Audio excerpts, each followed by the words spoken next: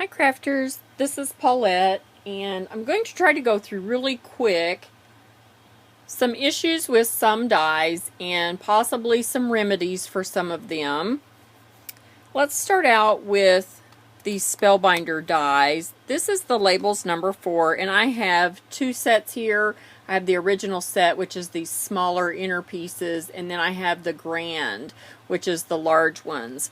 Now, I particularly had trouble with this piece right here, and it is the, if you count from the center out, 1, 2, 3, 4, it is the 5th die. And I didn't have trouble with it cutting, but there are little burrs on the edge of the die, little waste pieces where the dies were attached to each other. And had this little piece just been sticking out to the side, it probably would have been okay. But it was sticking down.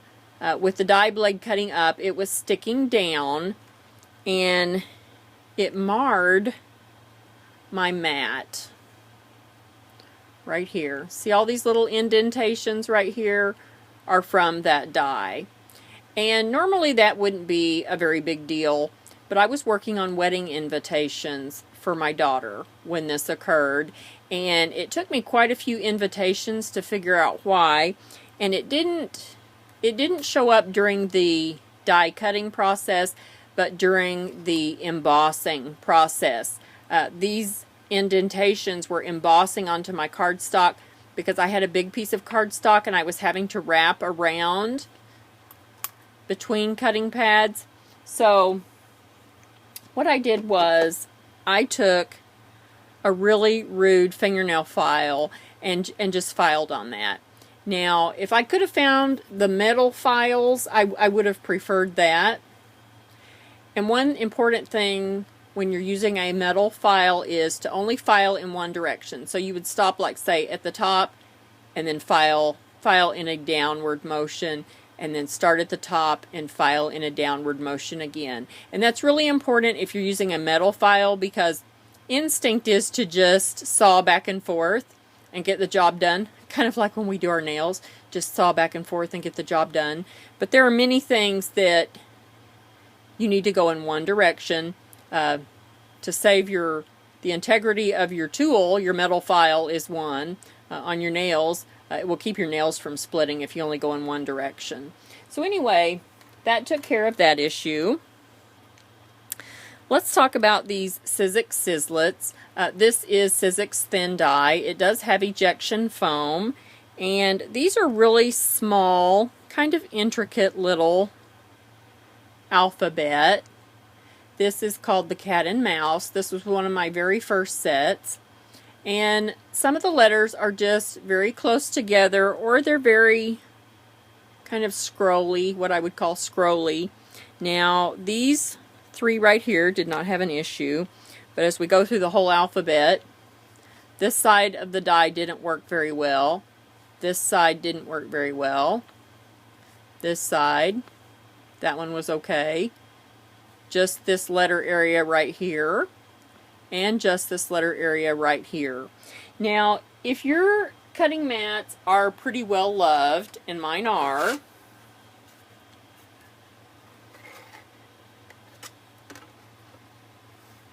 then your Sizzix Sizzlits aren't going to cut very well. And I have just learned over the years that I need to use a shim with these to get them to cut. And in the past, these have been my least favorite dies to use, this set right here, just because I had trouble getting them to cut. Now this is just some tape, masking tape, and now I know I need to use a shim with these. I have recently purchased new mats, and for the most part, sometimes the scarred mats will press this into the cardstock, all of these little cut things, and you don't like that. But using a shim usually makes that work okay. And I use my new mats for really special things like wedding cards, baby cards, maybe Valentine's, something that needs to be a little bit more delicate. Next, let's talk about this Cheery Lynn die. This is a French pastry doily, Now, I didn't get it from Cheery Lynn. I got it from a distributor in the United States.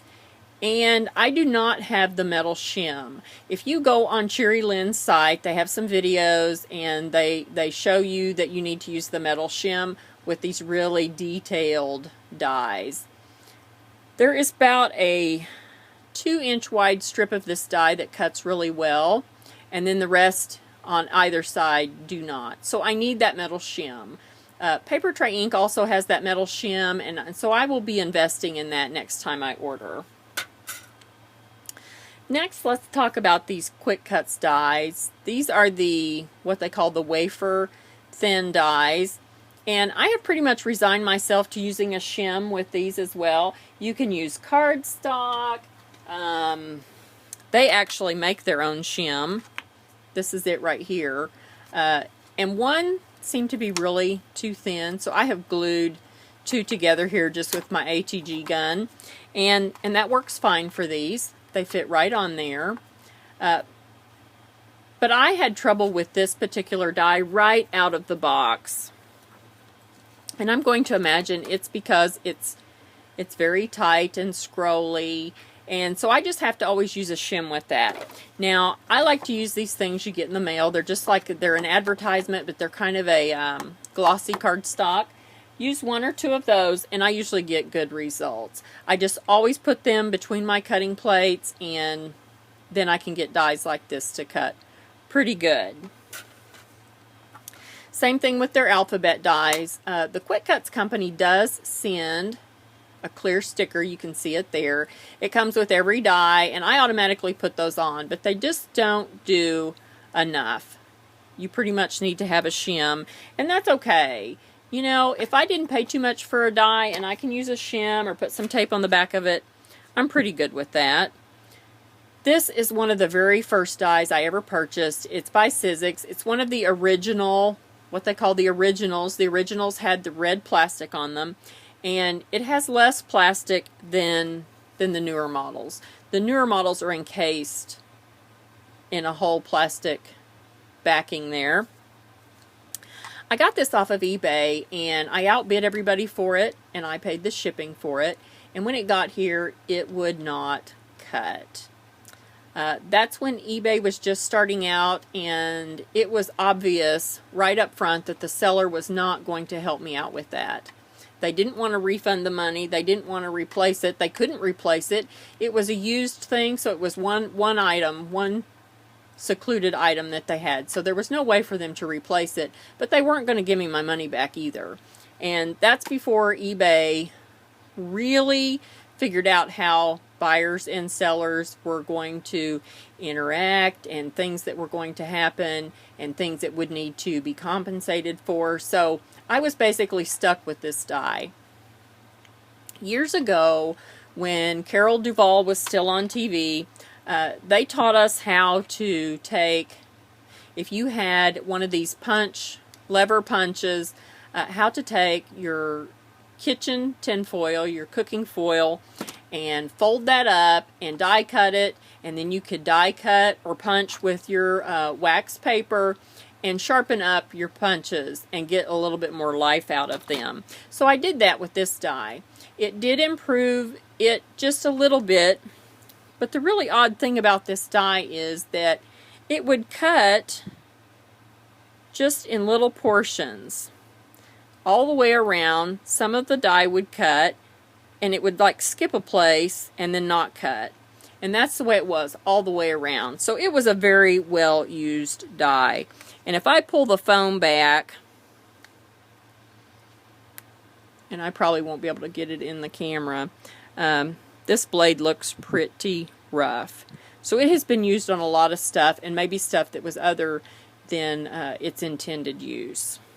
It may have had, I mean, it is really beat up looking. So I finally experimented enough with it to figure out I just need to use a shim with this die. So I have written it on the top here. I have these stored in a drawer just like this so I can see what they are. And I know I always have to use a shim for that. And sometimes I still forget, but it works, and I can still use that die. Now, Usually I don't have trouble with my Sizzix Thick dies. They are my very favorite. The blades are always good on these. Sizzix puts a test die cut in the package with the die just to show that they've test cut it and that it works like it's supposed to. This one came from Stampin' Up, and Stampin' Up does not do that, and I'm going to imagine that's because they do their own packaging. This one is called Big's Autumn Accents, and it is these wonderful little leaves, and there's a little acorn shape on here. But I had trouble with these two leaves right on the outside edge here cutting. Just right on the very edge of those two leaves. And you pay a little bit more for your dies at Stampin' Up. A lot of my Sizzix dies I get at Joann's, I get them at Michael's, I get them online at the Sizzix company themselves. And usually I can use a coupon or I can get them when they're on sale. Well, that's not the case when you buy from Stampin' Up. So you have to pay your shipping and your tax, and so you can add about $5 more than the price of your die at Stampin' Up. But you know, they have unique things a lot of times. Some of the dies are exclusive to the Sizzix company, and so I was able to just go in here and put some painter's tape. There we go. A few layers of painter's tape on here. And you'll notice I did it right here at this leaf, and then I did it again up here at this leaf, and then I put one long piece to hold all those small pieces down. And when I'm doing this, I will put one layer of tape on, test cut the die, see how it goes. If it doesn't work, I'll put another layer on, test cut the die, until I get enough thicknesses here that it works and it takes care of the die. And so now this die works really good, and I'm good with that. Papertrey Ink is one of my favorite companies too. They have a lot of matching die and stamp sets that go together. This little box die is the favorite number 6, and Papertrey Ink has these really beefy score lines. All of these little places here are score lines, and they're twice as wide as they need to be. They could cut that in half and it would still score very nicely. But we've got 3 that intersect right here, and they were not allowing this little portion of the die right here to press into the paper and cut it. So again, I've used my painter's tape there. Put a little strip on, test cut the die, put a little strip on, test cut the die. There's about 3 little strips on there, and now this works really good. And it's just a precious little box. So I'm glad that was an easy fix, because I really wanted that.